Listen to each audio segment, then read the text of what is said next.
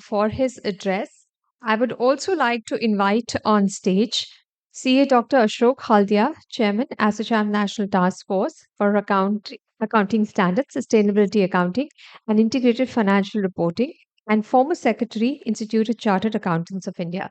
So please welcome on stage Mr. Ashok Bhattacharya, Editorial Director, Business Standard, and CA Dr. Ashok Haldia.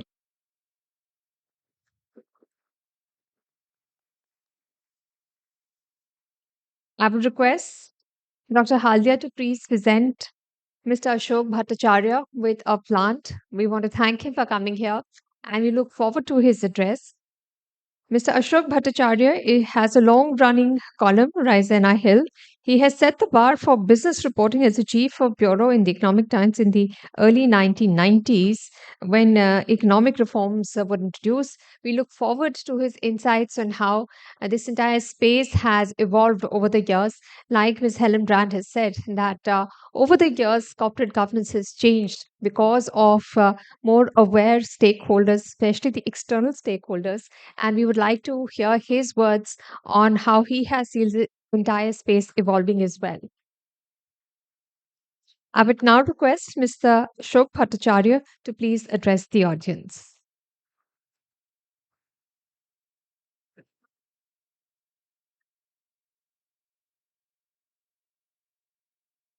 Very good morning, everybody who is present here. And thank you, Mr. Haldia. I know Mr. Haldia for many decades. I can't exactly recall when and where I first met him. But not that because we are both Ashoks, there was chemistry of sorts, and that probably brought us together. And I guess there was a kind of a communion of values that brought us together, and we keep meeting regularly. So when Mr. Haldia asked me to speak about a subject of which I know very little, uh, truth be told, I hesitated, but I said probably this is an opportunity for me to do some work and find out what's really happening in this world and share my preliminary thoughts with this August gathering. What I would do in the next 10 minutes is try to understand this new world, and from the perspective that you have outlined, which is responsible corporate governance and sustainability reporting. Uh, and what I realized is that the world of so-called financial reporting and corporate governance, those earlier value system, which probably we grew up with, are probably not getting the kind of prominence or salience that uses to get, where people will talk about, financial reporting is all about financial performance presentation, and that can help us identify the problems and can help us take the right decisions. All those issues still remain very, very valid and intact. In a sense, it will help you comply with legal requirements. All those values, the important rules, I think still contain, and what you need to do as a result of those requirements of various, assigning responsibilities, making sure things happen, making sure that there is transparency in the numbers that you put out. All those things remain. But I think, as I said in the beginning, the world has changed, and it has changed everywhere. I mean, I come from the media industry, and I realize how the world has changed, not only by seeing inside a media organization, but also seeing outside. Now, the one big change that today you are all discussing is about sustainability reporting. Now, the the sense I got from a brief, when I came in and Mr. Haldia was talking about, is that probably there is a sense that how do you deal with it? I would like to make my first proposition here is that sustainability reporting, ESG compliance is a reality that probably we cannot wish away. Now, so therefore, it's something that we think we have to embrace and make it part of ourselves. There is no way of getting away from it. The world, as I said, has changed to a point where today an organization that does not actually implement or embrace and execute those ESG aspirations, ESG requirements, and compliance, I think is not only is a regulatory issue, but even an issue of a social capital.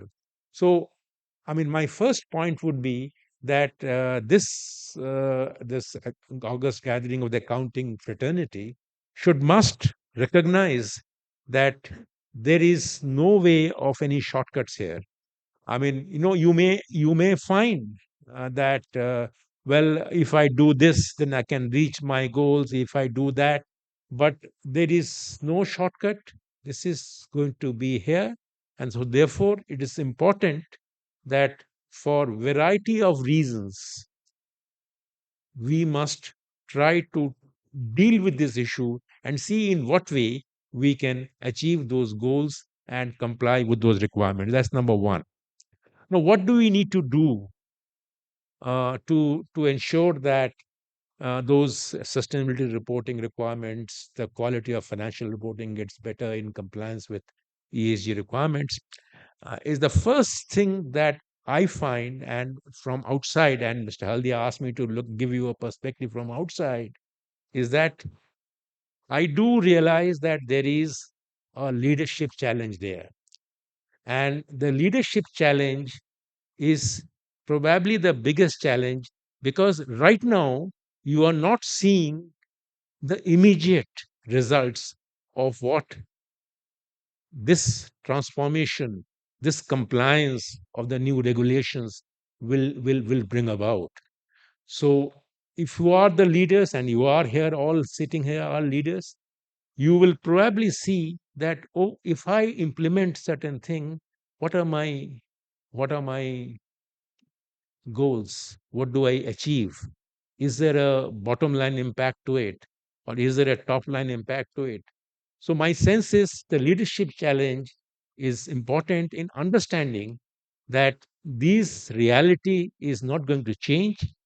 And what you need to do is convert this requirement of compliance into an opportunity, and how we can exploit it for the gains of the organizations that you head, or the services that you offer.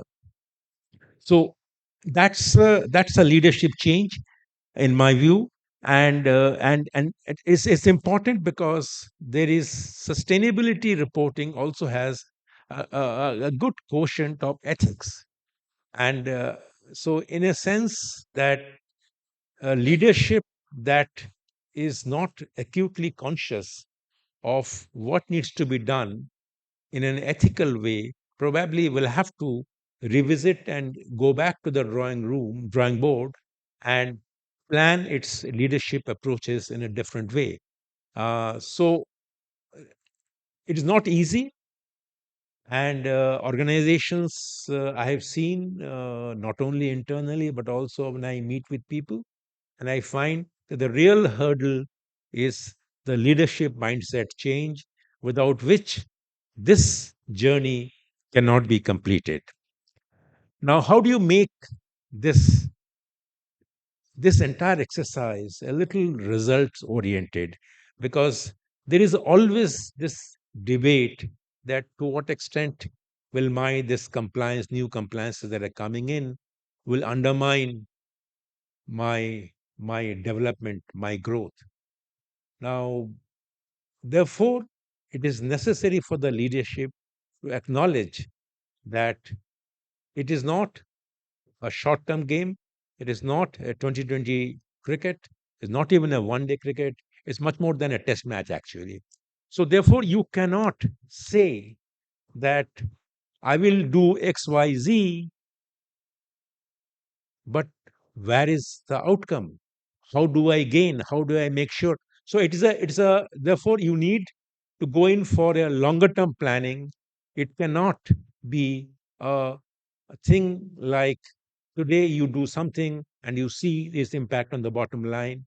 So the leadership, I'll come back to my main point of leadership, must recognize that it must be result oriented, but the results will not come immediately. That result will come over a period of time that you set for yourself. You see a certain action that you take.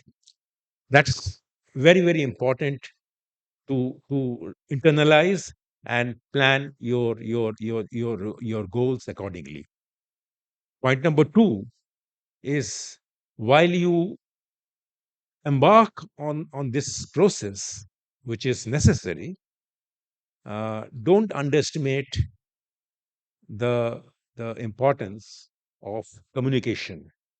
And when I say communication, I'm not talking about, you may be wondering that, here is this man come from the media industry talking about communication.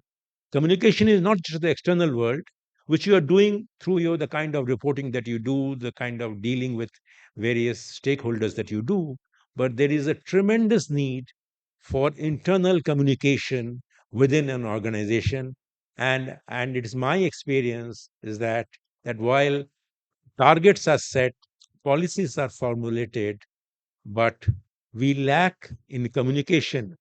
There are some organizations which are doing very good communication with the external world, but you tap into the organization, look into them, to their people, that the real power of the organization are the people, and probably they are not adequately, informed or communicated on what is being done. So therefore, the first point that I mentioned was try to have a more realistic approach to the result orientation, that classical thing of development versus growth. So be more realistic. And number two is, don't underestimate the importance of communication. And most importantly, communication of which the internal with your own colleagues, people down the line, so that they understand that why certain things are being done in a certain way.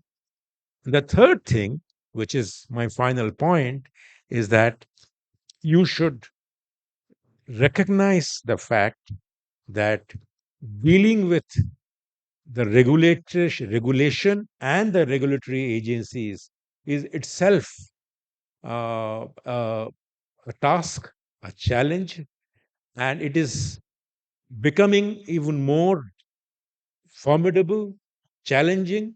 Therefore, you need to have adequate preparation internally to deal with regulation and the regulators. We are getting into a world where uh, very often the regulatory space is unclear. As I see, particularly in the accounting and the auditing industry, the regulatory space is still not being clarified properly. So therefore, in this kind of a task, which is ethically as well as idealistically, is a very a target that you must look forward to. I would say that dealing with the regulation should not be ignored, because that's an important aspect. Uh, you are you might argue that oh, this is bringing me down in a certain way, but as I said, that perfect or imperfect, regulation is here to stay, and the leadership with which I began must recognize that part of the challenge is not just to make sure that the results are realistic and communication takes place effortlessly, seamlessly, internally and externally, but also there is constant effort in engaging with regulation and the regulators in a world which is changing rapidly. I'll stop here. Thank you very much for inviting me to say something. Thank you.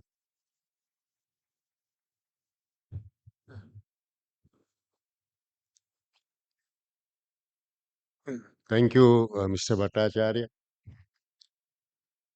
It's always a pleasure listening to you, talking to you, interacting with you, as it was 25 years ago when possibly we met for the first time. Your editorials in Business Standards have been considered to be of the highest quality. From here, I would be heading for addressing a conference of directors tomorrow, and his 6 points that I've listed out gives me what I need to talk, what I need to address to the directors tomorrow. So thank you very much for being with us, and I'm sure you came out of your busy schedule and we have not taken more than 15-20 minutes of yours. So thank you very much for that.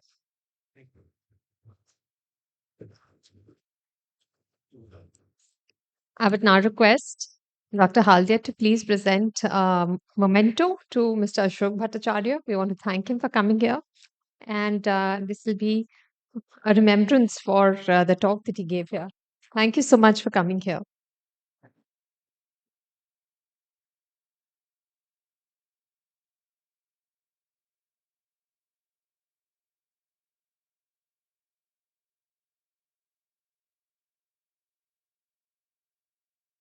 Thank you. I request both of them to please take the places off stage so that we continue with our next discussion. We are not taking a break and we continue with a panel discussion next. Poor corporate governance can bring even celebrated billion-dollar valued companies to their knees. We have seen how much we have seen how the much celebrated companies like Byju's and Paytm have fallen out of favor with investors after corporate governance lapses came out. Building stakeholder trust and ensuring good governance are fundamental to a company's long-term success. Third party audits that bring in transparency and accountability, active engagement with stakeholders, and a diverse, inclusive, and competent board can ensure that governance practices are robust, forward looking, and aligned with ethical and societal expectations. Our first panel discussion is on building trust and ensuring governance. Please put your hands together and welcome on stage our speakers for this session. Please welcome our session chairman, CA Dr. Ashok Haldia. I would welcome him on stage with a round of applause, but request her to please come up on stage to moderate this session. He's chairman, ASSOCHAM National Task Force for Accounting Standards, Sustainability Accounting, Integrated Financial Reporting, and former secretary, Institute of Chartered Accountants of India. Please welcome Ms. Deepa Agarwal, partner, SR Bartley Boy and Associates LLP, and member SEBI's ESG Advisory Committee. Please welcome on stage Mr. Manoj Kumar Sharma, Joint President HR, Ambuja Cements, and Board Member, Employees State Insurance Corporation, Ministry of Labour and Employment, Government of India. Please welcome Ms. Meenakshi Sharma, Technical Director, KPMG Insurance and Services LLP, and Mr. Munish Sharma, Team Lead ESG and Head of Group ISO Process, PSCS Rajdhani Power. Please give a round of applause and welcome on stage our esteemed speakers for our first panel discussion on building trust and ensuring governance. I would now hand over to Dr. Ashok Haldia to steer this discussion forward.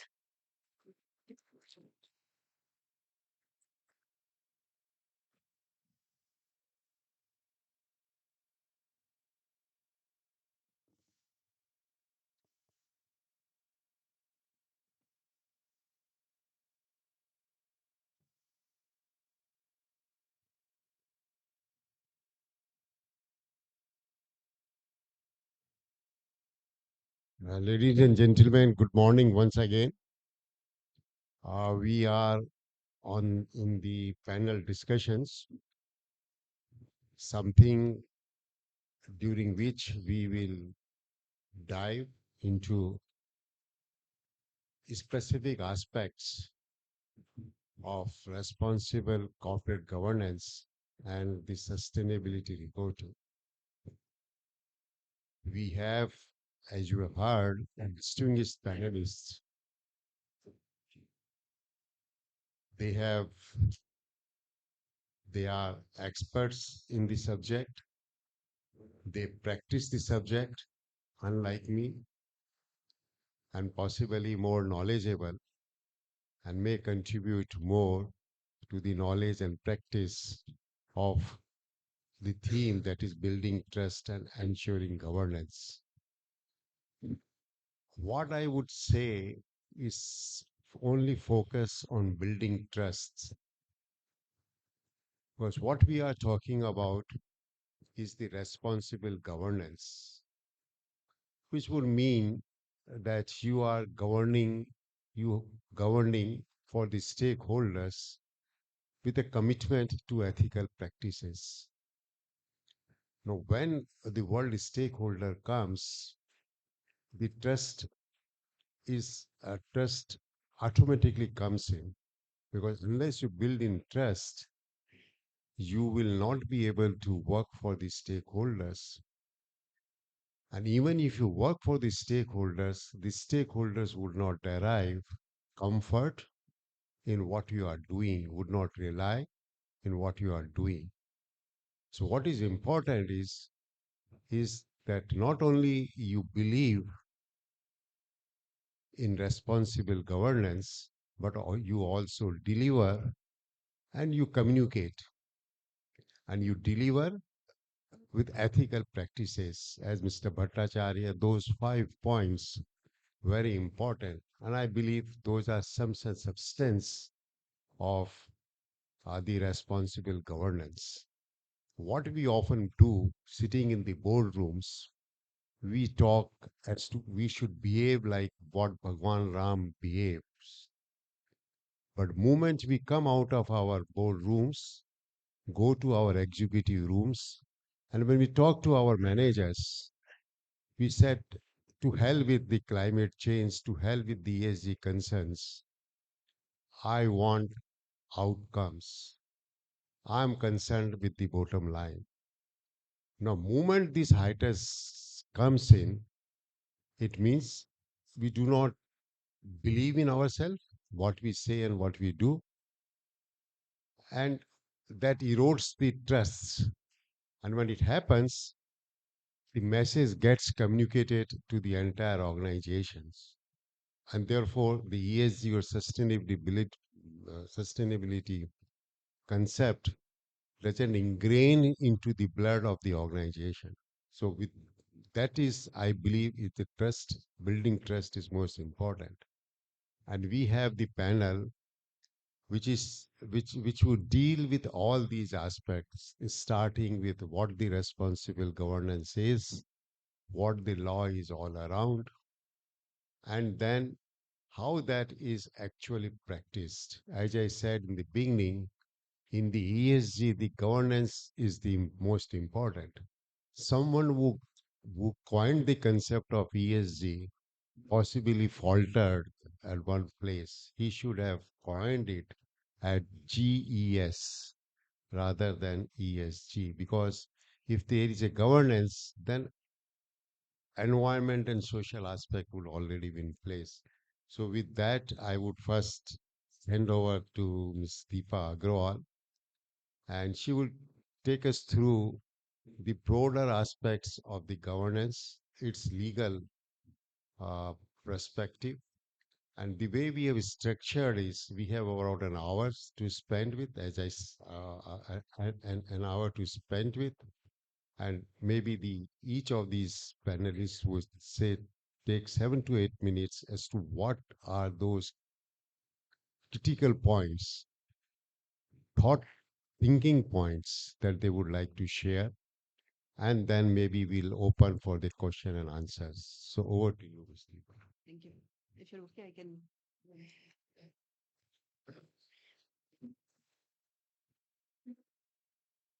Because in the timing,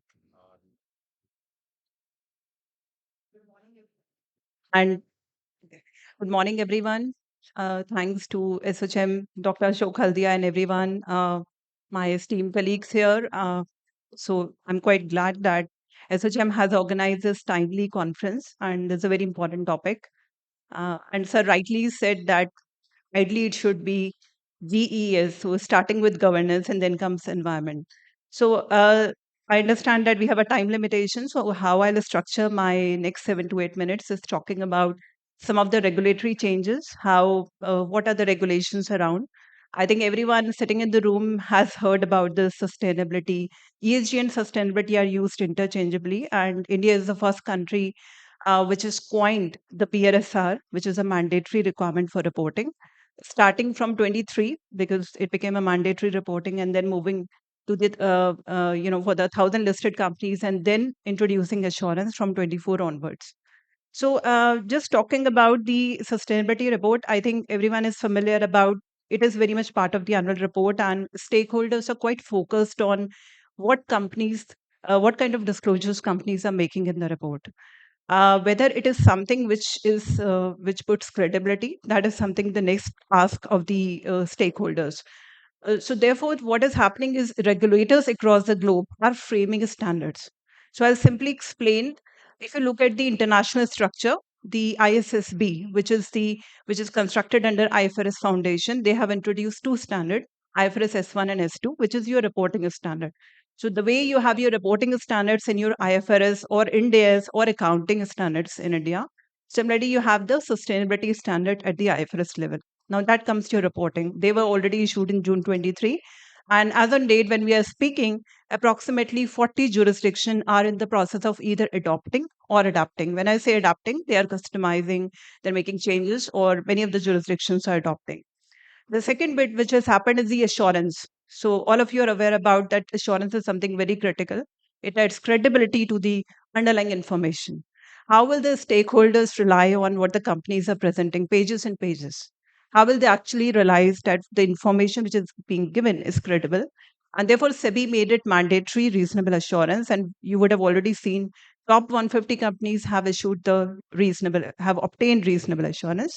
The reports are out in the public domain. It is profession agnostic. You can see firms, different type of firms have given assurance, including the chartered CA firms. So IAASB, the International Auditing Standards Board, the counterpart of, you can say, the Indian Auditing Standards Board, they have issued a comprehensive standard on sustainability, which is ISSA 5000. While it is applicable from 26, 27, or probably depending on the date when we are going to adopt in India, but if you see, it's a very comprehensive standard on sustainability assurance. Till date, we did not have any separate standard on sustainability assurance. Everyone was looking at ISA 3000, which is more of uh, uh, the assurance on the non-financial reporting. So the second part is also covered. And recently, the ISBA. ISBA is your independence and ethics. And I heard about my previous, the Dr. Ashok mentioned about the ethics, and even Dr. Haldia mentioned about ethics. And therefore, it is without the ethical independence standard, the pillars, the three setters will not be complete. Therefore, ethics play an important role, and recently, ISBA has also approved the independence standard. So you have all three. So very soon, you will see that many of the companies across the globe will be adopting all three. They'll be looking up to the assurance provider who can maintain the ethics and same set of independence as what you expect for the financial statements. Now, moving on to the other set of reporting regulation, we have the BRSR, and while SEBI is yet to issue the guidance, however, they did issue a consultation paper, and which is still being debated. But it would be interesting to look at the disclosure, the kind of disclosures companies are making. Do you see any inconsistency? Do you see data? A company A is presenting a particular set of information, emissions, for example, while company B in the same set of industry presenting it totally differently. And therefore, one of the biggest challenge which is there is the consistency. There is a need for the reporting guidance which then the companies can make such disclosure. So similarly, the EU, if you look at the European regulation, the CSRD, the CSRD regulation, which has been issued by the European regulator, they have issued very comprehensive standard, and they are impacting at least 50,000 entities in the next 2 to 3 years, which includes your entities in EU and entities outside EU. Which means if you have a company, if you have a holding company, if you have a subsidiary company in India, which is a parent company or which is a subsidiary of a company in EU, you may very well be impacted. The way you do consolidation at the moment for your financial statement, similarly, 2 years down the line or 1 year down the line, depending on the threshold, you will be required to present that information. And therefore, just talking about my own practical experience, many of the companies, and you should also start thinking, they are talking about interoperability. They're asking how the BRSR can be integrated into the CSRD or the any regulation, TCFD or whatever sustainability reporting standards they're making. So this is on the reporting side, and now I'll just quickly highlight some of the challenges. So one is what I see the challenge is the data collection, and I know my panel speakers will cover about the various role of the various departments. So if I talk about ESG, it's not just sitting with one ESG team. So what is one needs to appreciate? You have to organize, make sure that they get data from the different departments, be it HR, be it the people, different departments, these sustainability. The finance will also give some data. If you look at BRSR, it talks about the payables. It talks about transaction with related parties. So some information will be coming from there, and then the completeness of the data has to be ensured. So one of the biggest challenge: are we really ready to have such data? If not, are we really investing into system and processes to capture the data on time? So can we really make sure that while the data is getting generated, it is not in Word file, Excel file, or some it should be there in the system. Internal controls should be set up. So if tomorrow you are getting covered in reasonable assurance, I'm sure your assurance provider will ask for the controls. And therefore, as a company, wherever you are, that is the responsibility of the companies to establish such controls and systems. The second thing I want to talk about the lack of data standardization and integration, or the lack of the reporting standard. So while ISSB has issued the S1 and S2, S1 is a general sustainability disclosure standard, and S2 is climate related. But you see, most of the companies are still making their own disclosures. Even in India, we have BRSR. And if you do a mapping, and we recently got a mapping, in this because I got this opportunity to work with SEBI on this. So we realized that hardly there is 15% to 20% of the data which is common between the two. Because IFRS is principle based. It will not tell you, okay, give this disclosure, this disclosure. It's more of a principle based standard, and they will be issuing further set of a standard. So I think lack of a common reporting language, that is something a challenge, and we will be, kind of working on this.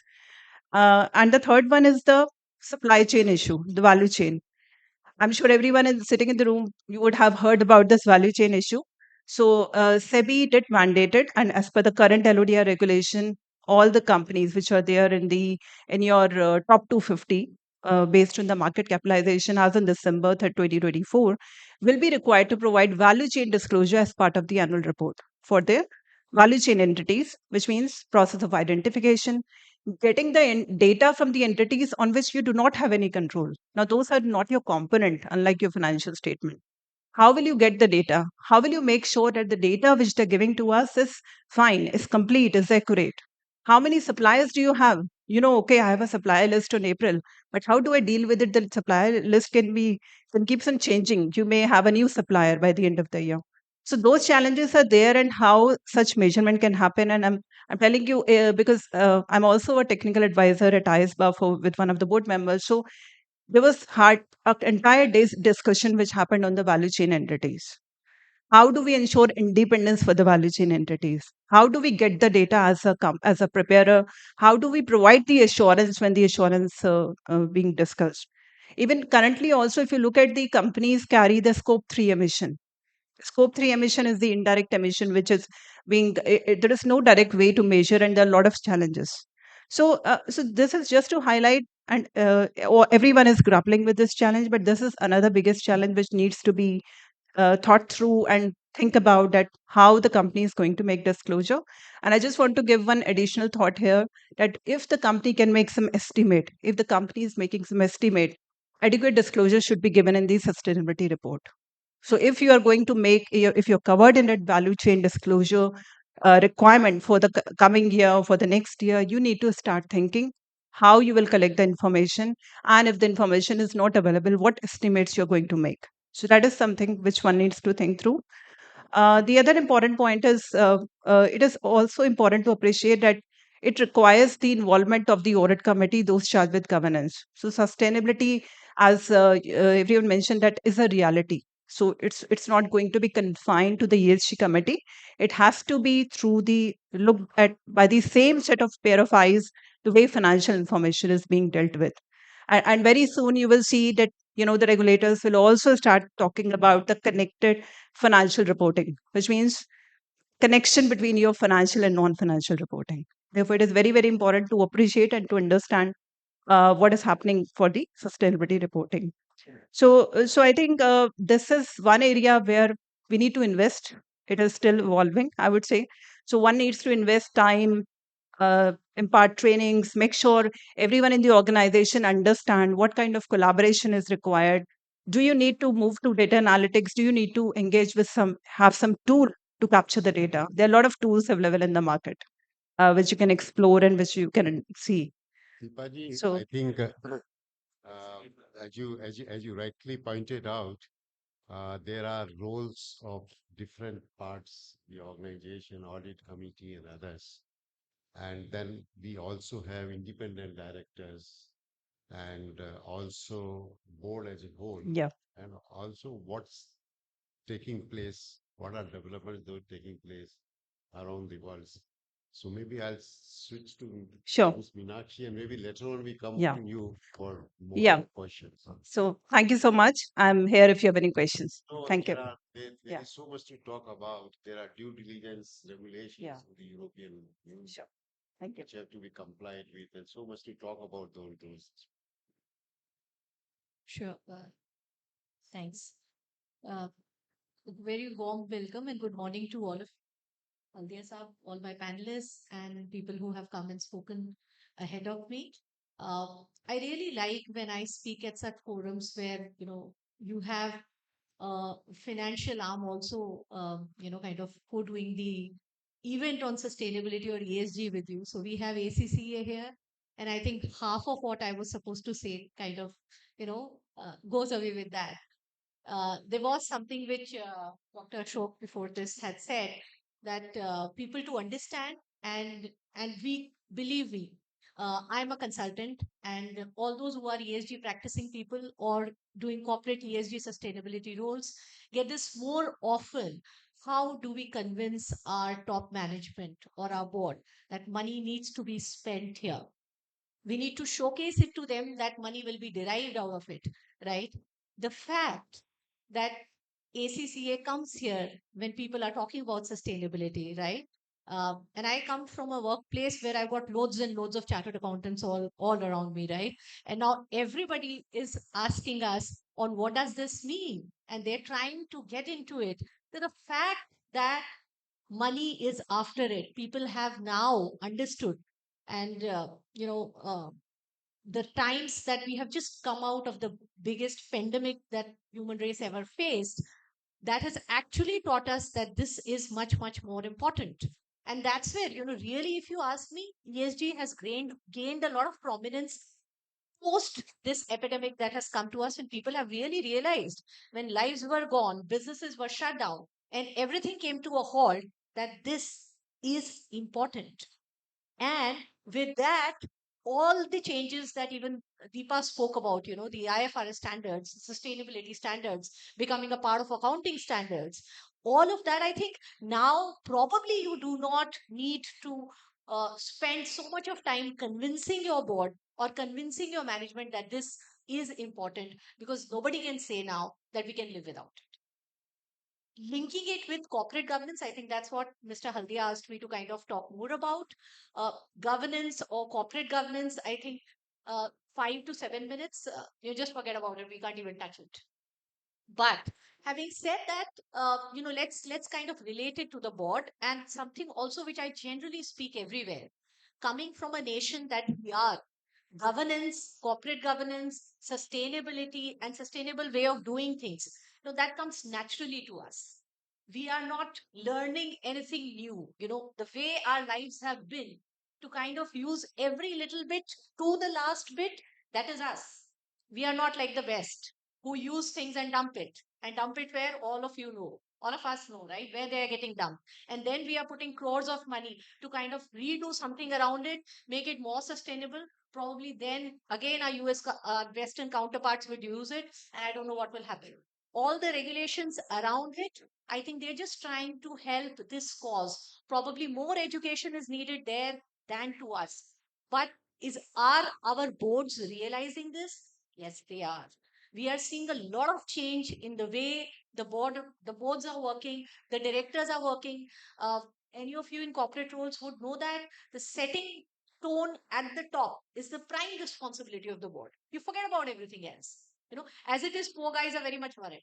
After the way the regulations have shaped up in India for independent directors, and I do some regular trainings for independent directors, and the main question that comes in every time, please help me understand what are my liabilities. Can I be jailed? What can I be punished for? What do I need to do differently? So those people are already afraid, right? But their main job is to set the tone at the top. And if they set the tone at the top of a no nonsense culture, or a culture that promotes sustainability, I think their job is done. After that, it's for the management to kind of reap the benefits. And when people start seeing that this is a long term strategic planning, it's not like a short term investor. You put in money now and you'll get some rewards in the next day. No, it's not going to happen like this, right? Uh, Deepa also talked about value chain partners and their reporting in BRSR. The companies have gone to the extent, and we've seen this with larger companies, they are trying to educate their value chain partners who may not be really big in size. But that's the whole beauty of a regulation, right? While they are not impacted, not a part of top 1000, but they are understanding what sustainability means, what they are supposed to do, what data sets they have to be captured. I would think this is a brilliant idea of the way things are done. Plus, technology always comes to our rescue when we are into a phase, right? So getting all this data, getting structured data, and then helping that not only for your reporting purposes or your business objectives or your assurances, I think all of that kind of comes there.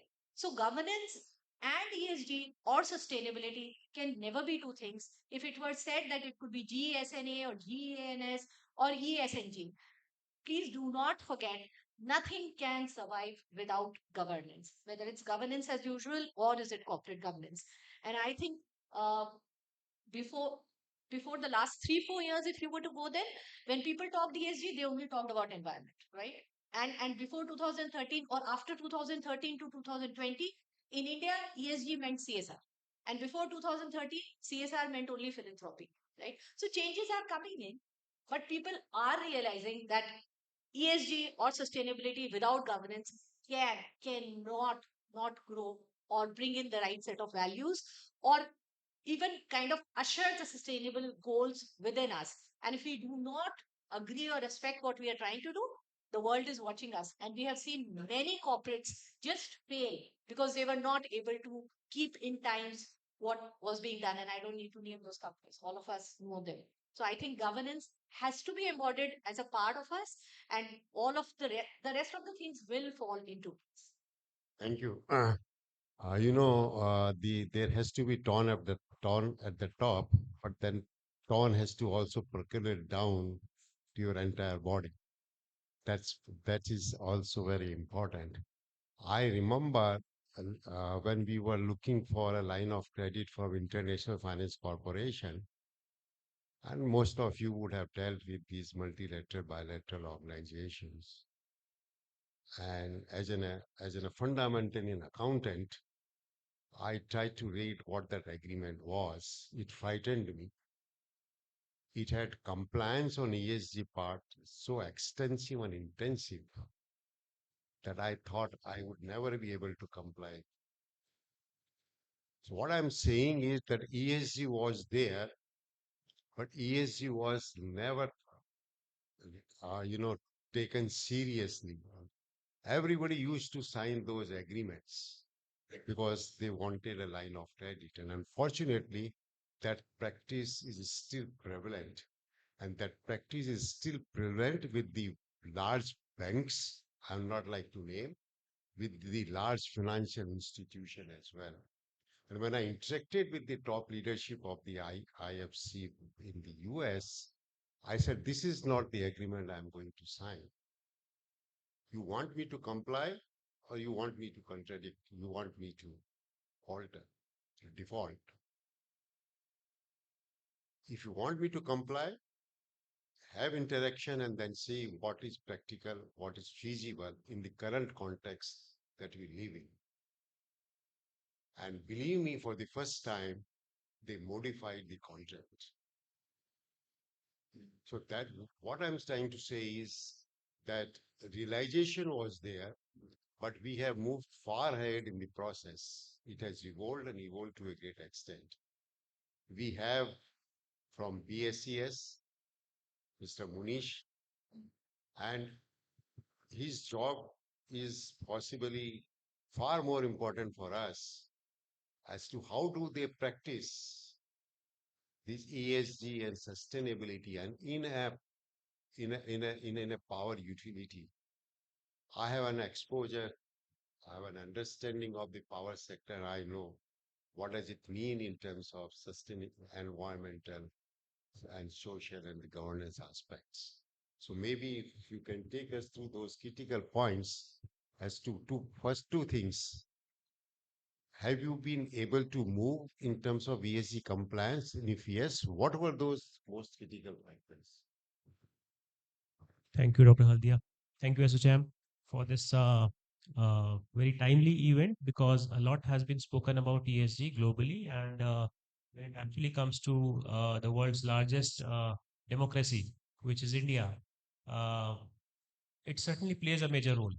And when we know that as corporate Samaritans or promoters or even practitioners who are into this stream or even consultants, whenever they speak of this topic, governance is certainly taken the top seat. So let me recap in next 6 7 minutes how has been the journey of ESG at BSES. BSES is a joint venture with Reliance Infrastructure in Delhi. Delhi got privatized for power distribution in 2002. Uh, our promoter, Reliance Infrastructure, has this joint venture with the Delhi government. Uh, the core business for us is power distribution in south, west, east, and central part of Delhi. We serve about 70% of Delhi. So, as a regulator, which is the electricity regulator, the supply codes or the operational standards given to us. When we actually venture beyond that, which is ESG or sustainability, so obviously the first instance which came to our own board meeting in 2015-16 was the time when we started venturing into renewable energies. Uh, uh, just a glimpse of that. We serve power to Delhi, which is constituted more than 70% from fossil fuel based energies. So obviously there was a very strong intent, company wise also and promoter wise also, to make it to a renewable portfolio. So that was our first instance where we ventured into sustainability in a very raw manner. And then came the time, COVID came, and as Meenakshi correctly said, post COVID there was a sudden jerk, and all of us, the all stakeholders in our value chain, starting from the promoter, investor, RFIs, our JV partners, customers, media. There was a strong pressure on how company is actually invoking all these things into our practices. So if I say my ecosystem at BSES, we have about 6 to 7 strong stakeholders for which expectation has to be met in a routine manner. For the customers, a constant power supply and a reasonably priced power supply.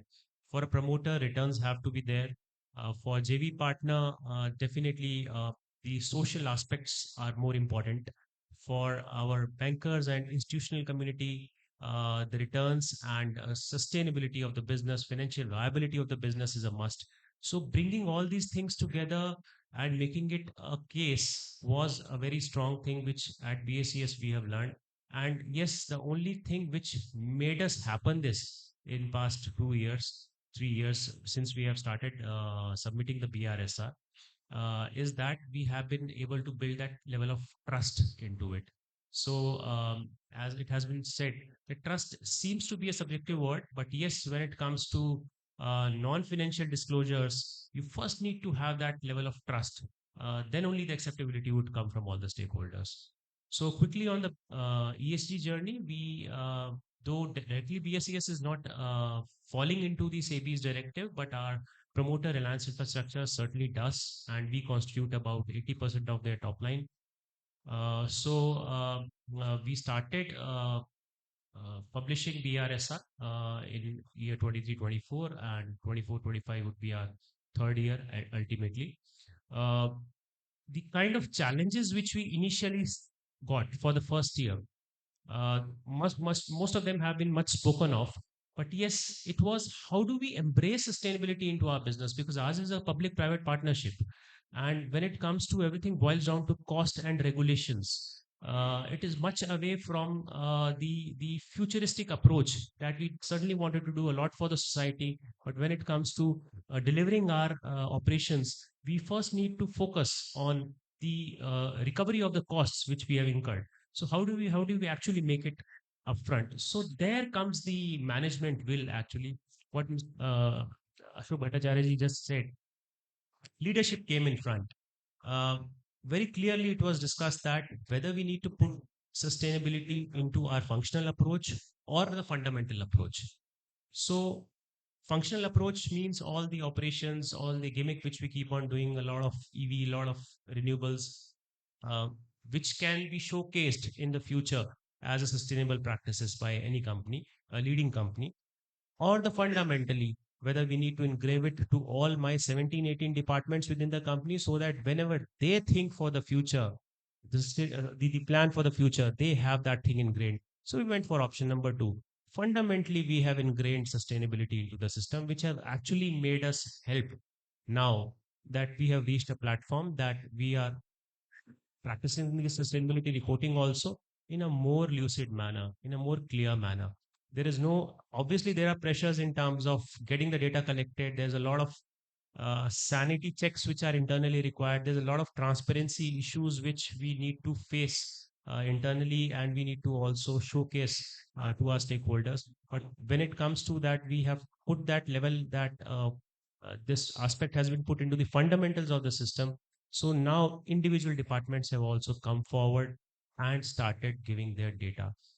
I'll give you a very small instance that in the emissions, we all of us know we have scope 1, scope 2, scope 3 kind of emissions. Scope 1, certainly, since we distribute power, we don't have much of scope 1 emissions. But yes, scope 2 are the majority of the chunk because we procure a lot of power from fossil based plants. So and then comes the scope 3 emission, which is for the indirect vendors upstream and downstream to us. One of our departments, they voluntarily came forward and offered us some numbers on scope 4 emissions. So that's the level of putting these things into fundamentals. So scope 4 is not heard of much. It is like something which we see the opportunity loss, see the value cycle of that asset, even if we have retired in our books of accounts, how that asset would be taken care of in the future. So that is how our engineering department has started thinking into this manner. So the idea of putting all these examples in a very simple way here is that it has to be somewhere decided fundamentally by the company that we need to do this. And if it is collectively agreed and decided, the things would be more successful. So this is the approach we have taken at BSES. And then what I think would be more accurate going forward for us would be to see this entire game plan from about three major lenses, because since ours is a business which is hand and glove with so many involved stakeholders, so sustainability of this practice also would be a question if we don't address this issue right now. So those three lenses, which we always say are cognitive lens, when we say that whenever decision we make in any of our departments, anything for the future, we actually see it through the cognitive lens, whether that is actually putting pressure on the current system, whether we'll be able to get that return for the futures also or not. Then the political lens, whether actually these things which we have been doing currently uh, would be able to balance the interest of all the stakeholders within the system and beyond the ecosystem. And third is the ethical lens, which is certainly required. All of us are moral human beings. We are bound by ethics. So somewhere ethics have to play a very strong role. So ethical lens also is very important. There would be certain things which are very clear from the fundamental point of view. Politically, they are correct, but ethically, they may not be correct. So then, obviously, promoter or the practitioner has to take that call whether we have to go forward with that or not. So, with this kind of a glimpse, I think I'm able to give you, in a nutshell, the kind of time permitted to me, sir. Maybe when we come to the Yeah, consequence. yeah, sure. Thank because I would have one question from you as well when we come later on, is that your honest admission on the greenwashing taking place. And the second thing is, I was interacting with the independent director of a company in a engaging in the transmission of power, and he said, what we have to do for ESG or the climate change. So that surprised me. So maybe that's the stage of evolution that we have.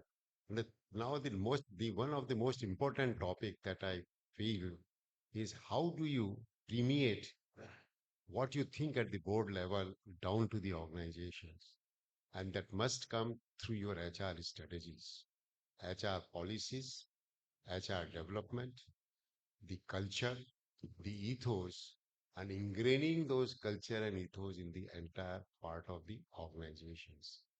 That is very important. And if, for example, we at a board are approving a project and where we feel there is a threat to the environment, and when during discussions, if we give a message, oh, let's compromise this threat to the environment because it could affect our profitability or return. The very sentence and the very decision of the board, when it goes down the organizations, it creates a cultural and an ethical or the challenge within the organization. How does the organizations take this and how they follow in their own practice the ESG concepts? So that's very important. And we have uh, almost yeah, Mr. Manoj, I'm sorry, because HR is always a back office function, so people don't remember the names. So thank Mr. Manoj. I think it's very important, and so if you can take us through how you have Yeah. been able to translate that into HR strategies. Good morning. First of all, thank you very much for inviting me in this forum. Least the S part of the ESG is discussed. And so what Mr. Haldia referred to, S in ESG has gained momentum during pandemic. Uncertainty of employment, of jobs, very different, unique ways of working, unusual working styles, a lot of stress, that has imposed a lot of challenge on the people how to retain that, how to make people potential utilize and leverage in the organization to make the organization sustainable. There are a lot of risk factors entailed around it. We have also seen very recently how the national and international investors are taking interest in the social part of the ESG, because that is leaving the deep impact in the society. How treating the people and the planet, how we are treating the people and the communities we live in, that has gained a lot of momentum.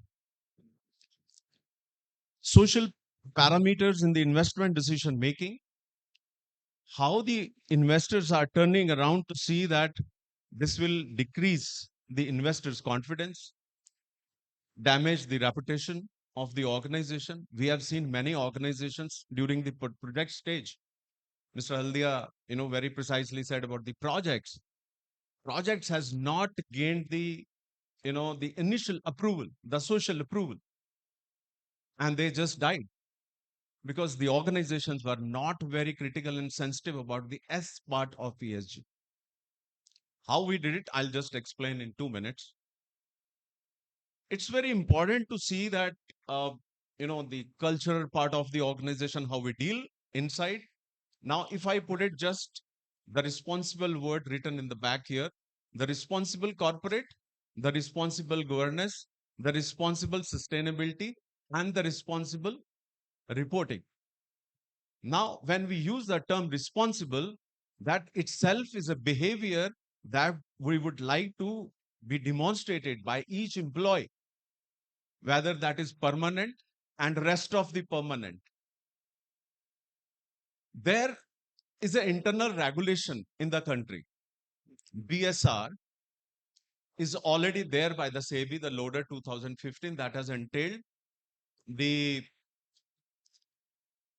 5 and 6. If you see the parameters that talks about the human well-being, that talks about the gender diversity, that talk about the POSH percentages, very clear control mechanism systems are there. It has already been said that how we do it, that is more important. And I think Deepa has rightly said, what are the control systems that assurance provider is seeking inside?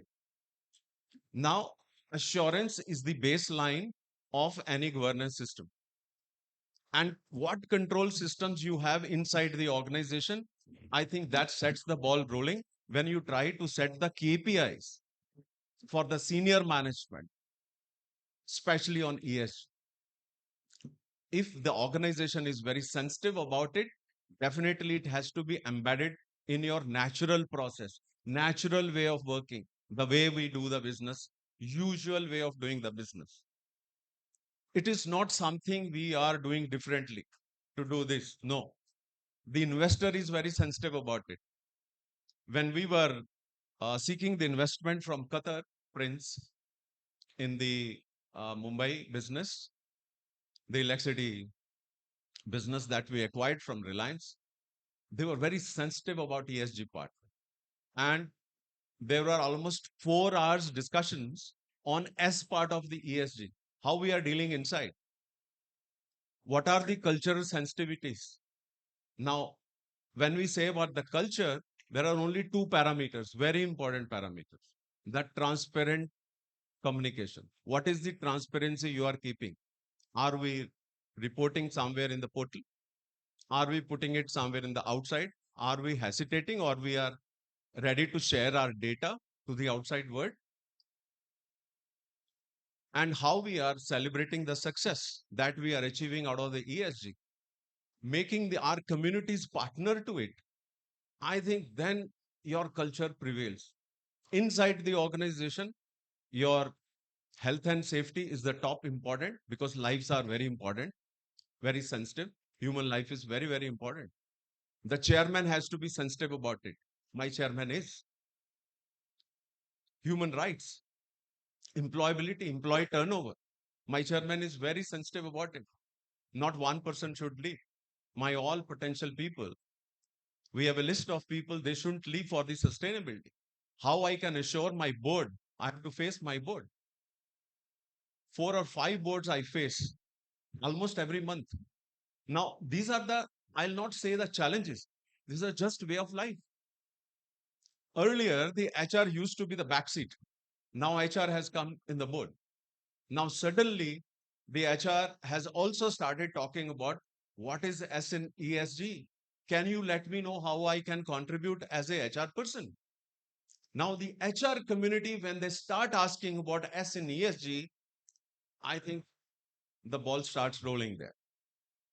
Then they will be concerned about employability. When we say about employability, they'll be talking about attritions of your critical key and critical people. They will talk about the potential people to be retained. That is the sustainability of the business. And how ethically we are doing. What are the ethical codes that company is setting? What is the code of conduct the company is setting? What is the code of ethics the company is setting? And how people are voluntarily participating in that. It is not an obligation. They are saying, yes, we are making the declarations, whether that is about the trading window or about the business as usual. So this has gained a lot of importance and a lot of momentum. So if we are a multinational organization, the UN, United Nations Sustainability Development Goals are there. India has yet to reach to that level. India is far behind, let me tell you, because we all had been talking. It's not about reporting. It is about what we do, how we do. And that is what everyone is talking here, how we do and what we practice. It is not one day match. It is the long-term marathon that we have to do together.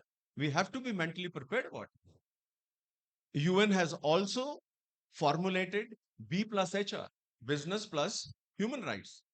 It is they have started only practicing with government of Japan, and they wherever they are dealing, all affiliate suppliers everywhere, 18 countries, only one government of Japan, they are operating in 18 countries with their affiliates associates.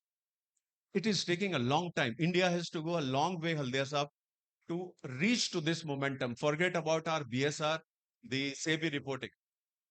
So the how we do it, I think there are policies and there are deep state into it, how sensitive we are and how we are going to deal inside about the cultural aspect of ESG. So this is what I hold my comments here.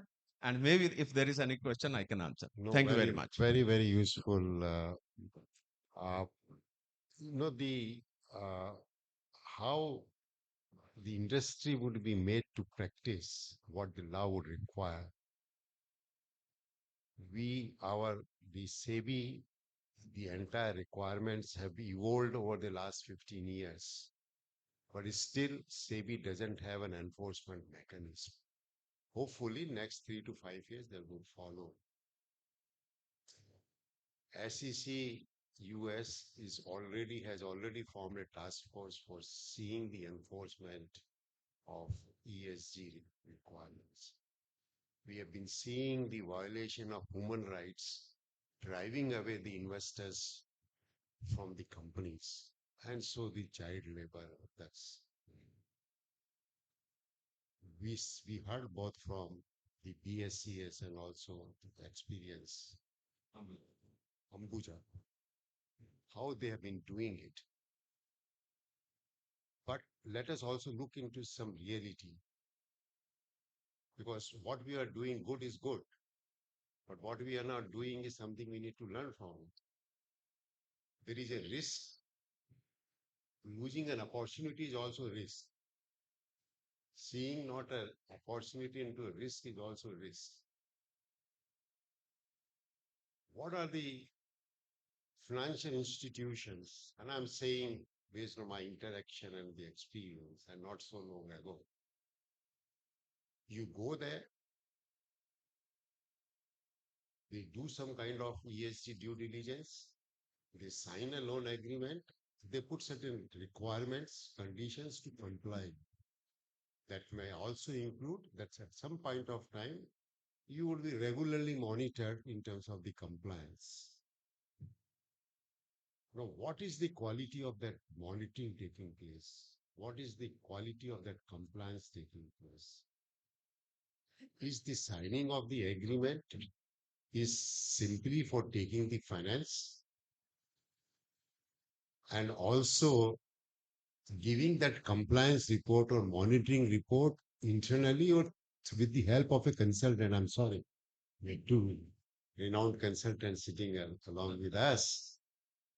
Is only for the sake of ensuring compliance, so we are able to fulfill the disbursement conditions or the monitoring requirements. There lies the role of what both two gentlemen have said, the tone at the top. Nothing doing, we need to comply with. If the child labor is a problem, no one below this so-and-so age would be employed.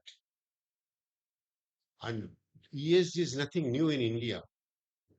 Everybody, those who have seen the economic and labor laws, all these requirements, maybe more than that, are all what is required in terms of our economic and labor laws or the factory laws.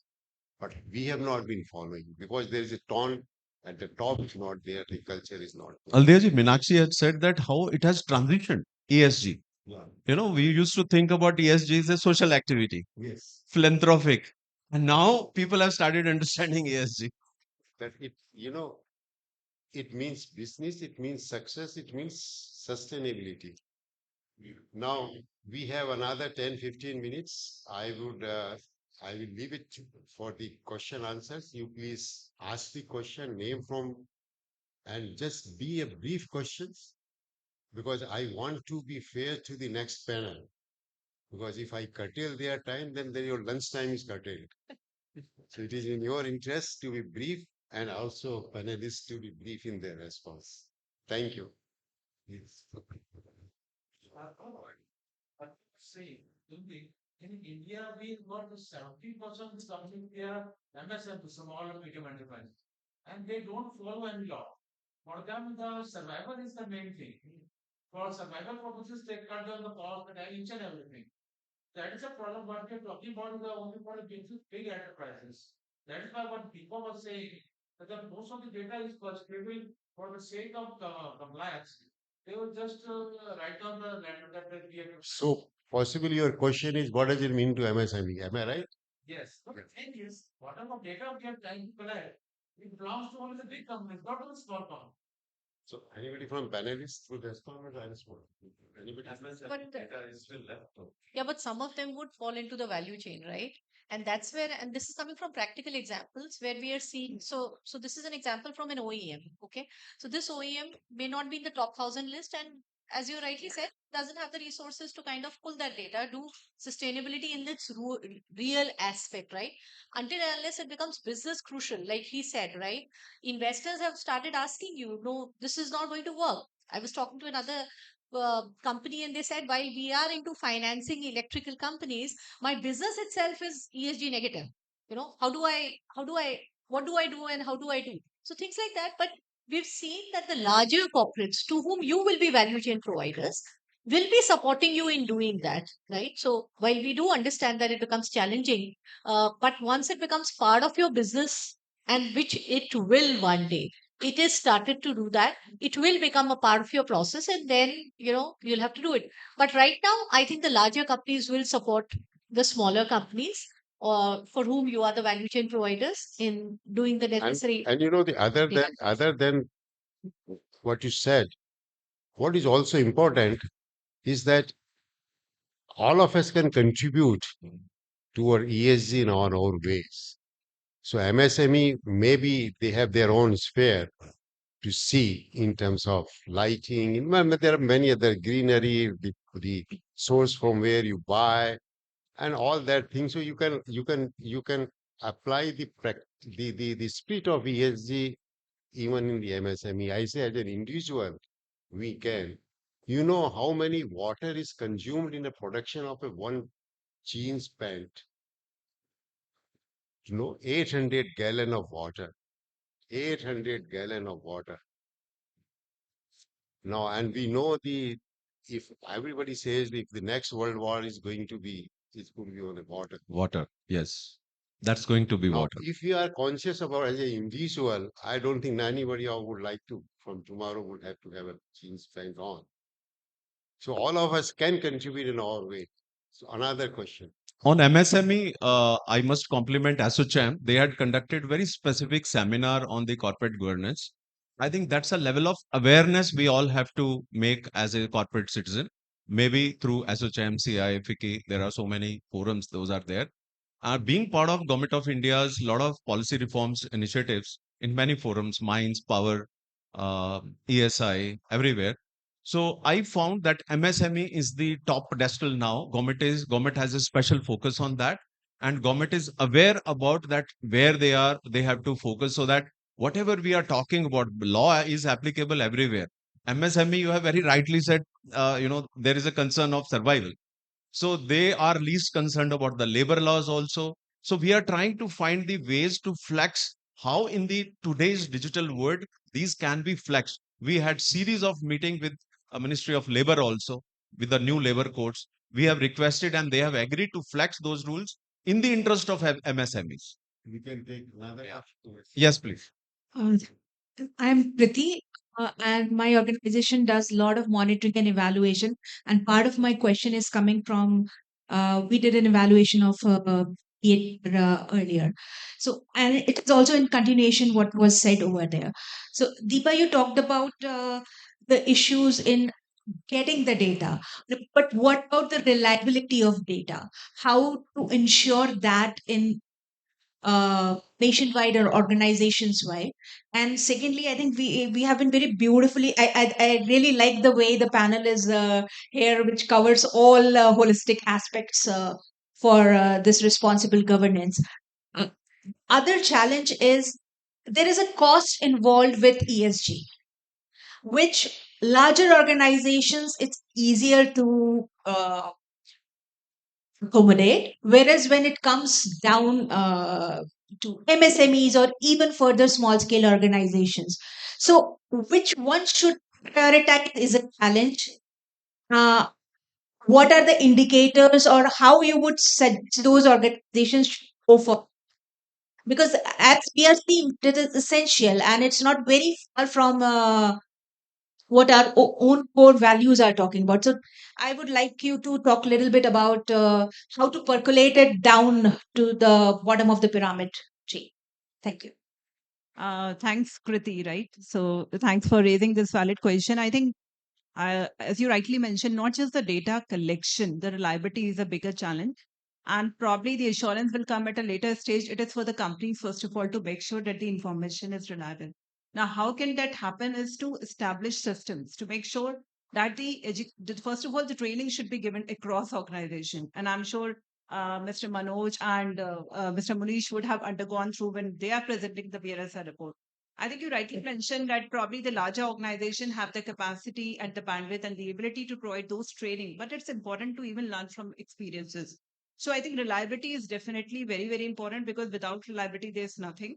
And therefore, the regulators across the globe are also making assurance mandatory. So I think I didn't mention it in my during the session, but even in terms of assurance, there are 44 jurisdictions which are making assurance mandatory. Only three are going towards reasonable, and India is one of them.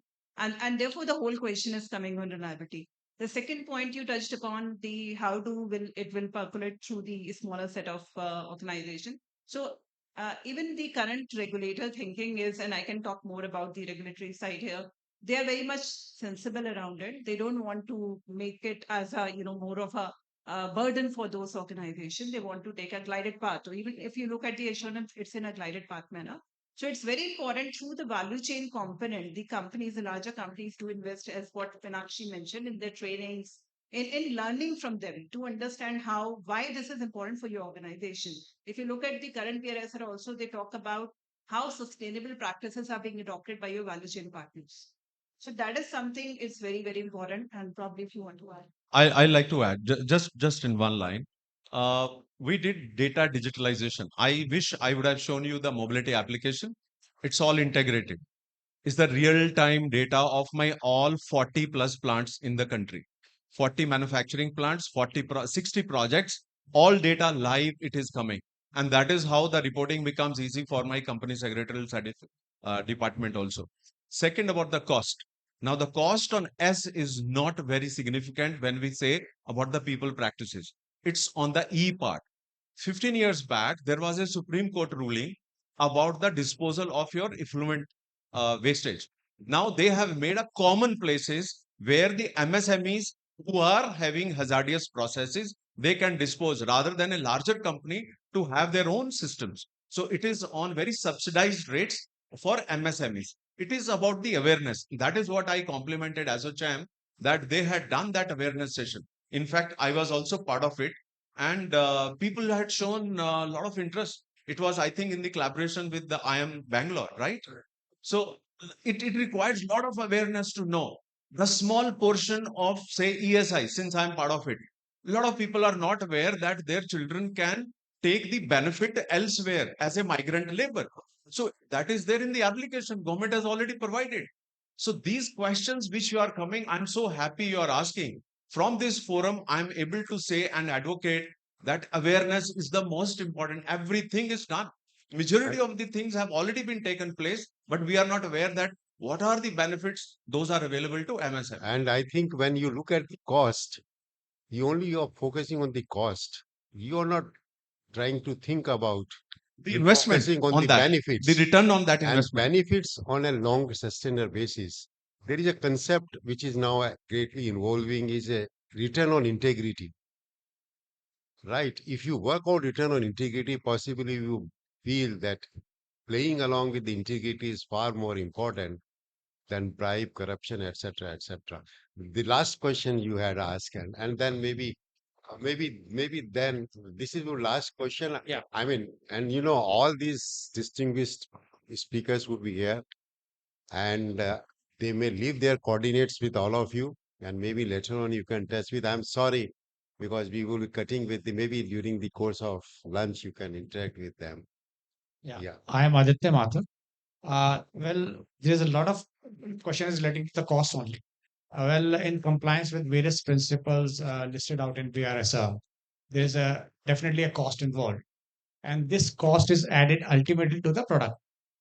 And while the corporates sell the product, they will have to jack up the price, which a consumer pays. So ultimately, it's a cost, or which is a higher cost, which is absorbed, which is paid by the consumer, ultimately leading to the impact on the economy, which is inflation, basically. How do you look at it? How do you suggest that the corporate should balance this act between the profitability and the compliance of the sustainability standards? Two parts of this. Yeah. One is the benefits, those are extended by Government of India or the states. That is one major part. So that is important aspect where some more relaxations are required, not relaxation in terms of the norms, but relaxation in terms of the cost benefits. That is one part. Second part is the quality of the product. We have educated. I was part of the Mihan with Mr. Nitin Gadkari when it was happening in Nagpur. So you are trying to educate the entrepreneurs whom we were inviting to invest in Mihan project. The major portion, the MSME, larger part, they were talking about these compliances only, the cost part. We said, why don't we in India talk about the quality? Because we have seen India has huge wealth and huge opportunity to invest and buying capacity also. And wherever the quality is, people are ready to pay whatever they are doing. But once Tata says that it is a product of Tata, there is a trust and there is assurance. Quality is there, cost is also standardized, and they are having the all standardized norms also implemented. How we are able to pay that? I'm from a different company, but still I'm quoting the example of Tata, because Tata has established the trust of 100 years, and they are complying 100% norms, and so is the MSMEs. If I give you the example of China, the 10 standard people, they are able to do that with all quality norms. Yeah. That's it. I think I'll leave the last question with you. I'm sorry. You can, no, you are audible. Yes. Give you some more Sure. examples Maybe not. offline. Yeah, yes. Thank you so much for the insightful discussion, all the panelists. I'm from the Denmark Embassy in India. I am their climate advisor. So the only question we have is with Ms. Deepa. You rightly quoted about the CSRD regulation. It's one of the most comprehensive regulations in the globe, I would say, not only in Europe. So it talks about double materiality. So one of the materiality is the impact materiality. The second is the financial materiality of it. So where do you think India sits there? I mean, can we? How far are we to get in those reporting structures at this point of time? Thank you. So I think you raised a very important question. So I think many of the companies which are getting impacted are already working towards it. As I mentioned, that many of the companies even in India are getting impacted. But if I just talk about the current reporting by the companies, whether voluntary or under BRSR, they're looking at the moment the impact materiality. So that double materiality will come in with CSRD, because as you know, most of the companies, especially companies where you have a parent, let's say, is listed in EU, or you have a company, or the parent is listed in India. Those companies have already started with the assessment, and I'm more of an assurance person. I can tell you that the companies are already looking at, okay, how will this be checked and how will this be estimated? Thank you. Yeah. So we come to the end, and out of these discussions, all of you should not get scared in terms of ESG, the compliance, the climate change. Our emphasis is only to bring that concept into your mind and try to practice by yourself and within your organizations, move gradually and as far as you can. Globally, the top 10 MNCs, if you look at their annual reports, what they claim about the climate change, they are nowhere in terms of their targets for net zero or their programs that they promised they would implement to achieve net zero. So we should not get concerned about it. But what is important is for us to realize our responsibility for the next generation. What kind of environment, what kind of climate, what kind of society we are going to leave for them, and works toward that. So with that, we come to an end. All the force would be available. I'm sorry I have to leave, even though even otherwise I would not be knowing much about the subject. So all force would be available, and you are free to interact. They may leave their coordinates with all of you. Thank you very much.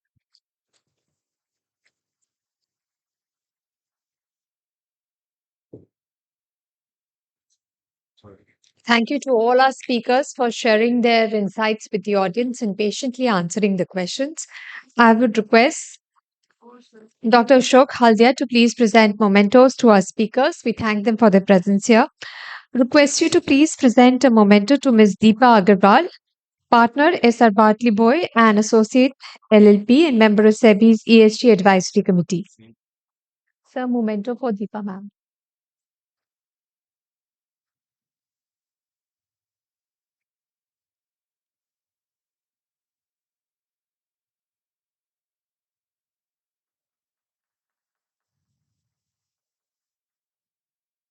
Memento for Mr. Manoj Kumar Sharma, Joint President HR Ambuja Cements.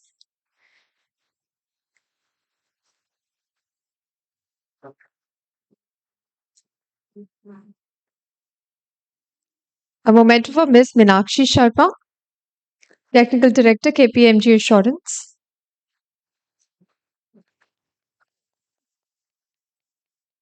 And a memento for Mr. Munish Sharma, Team Lead ESG and Head of Group ISO Process BSES Rajdhani Par.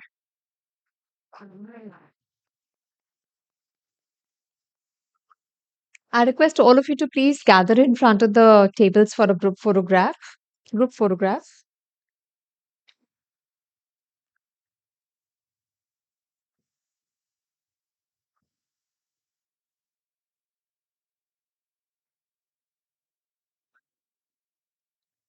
Thank you to all our speakers. We shall take a 15-minute tea break and then reassemble and talk about embracing sustainability, development, and reporting. Thank you.